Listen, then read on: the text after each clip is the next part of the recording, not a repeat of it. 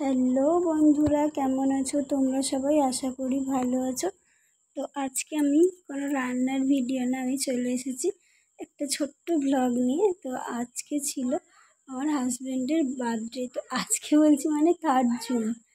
তো আমি ছোট্ট করে চেষ্টা করেছিলাম ওকে একটু সারপ্রাইজ দেওয়ার। দেখেছো আমি রুমটাকে কীভাবে সাজিয়েছি, শুধু আমি একা না, আমার সাথে 2টো ভাই ছিল। তো দেখো কেমন লাগলো অবশ্যই জানাবে আমার এই ছোট্ট ভিডিওটা। তো দেখো আমি এইভাবে সাজিয়েছিলাম। আর ওর জন্য একটা কেক, এটা অর্ডার দিয়েই বানিয়েছিলাম। আর ছিল একটা ফুল চকলেট।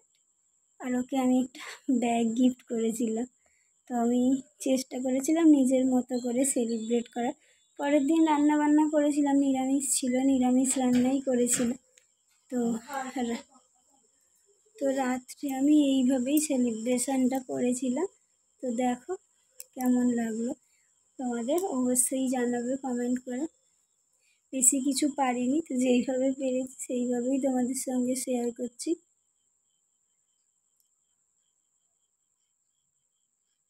দেখো এই ব্যাগটা আমি ওকে দিয়েছি, আর এই ফুলটা আর এই চকলেটটা।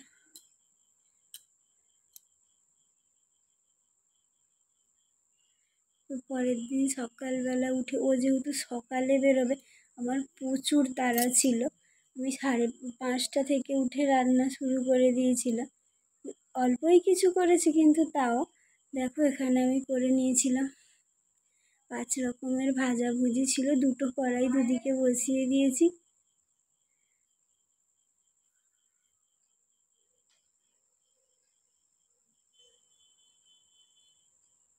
দেখতেই পাচ্ছ মানে খুবই তাড়াহুড়ো। এখানে ভাজাভুজি করেছিলাম, কুমড়ো ভাজা, আলু ভাজা, কলা ভাজা, শাক ভাজা, এগুলো করেছিলাম। আর করেছিলাম পনিরের তরকারি, আরও ছিল দই পটল, ডাল, এগুলো রনির সঙ্গে তোলা হয় না, চাটনি। তো দেখো আমি ওকে এখানে সাজিয়ে দিয়ে দিয়েছি, মাই ধরে দিয়েছে, তবে সাজিয়েছিল। তো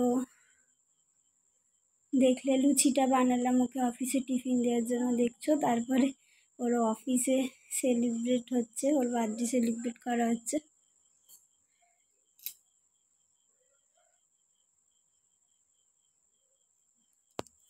তো ওখানে ও কেক কেটেছিল সবার সাথে।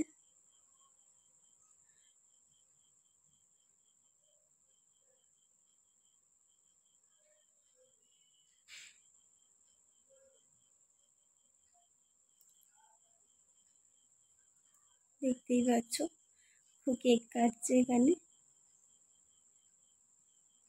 তা আমাদের মতো ঘরে যেভাবে সেলিব্রেট করা যায়, আমি সেইভাবেই চেষ্টা করেছিলাম ছোটোখাটো কিছু করতে। আর রাত্রিরে একটু ওর জন্য রান্না করে রেখেছিলাম ফ্রাইড রাইস, আলুর দম, মিষ্টি। কেমন লাগলো ভিডিওটা?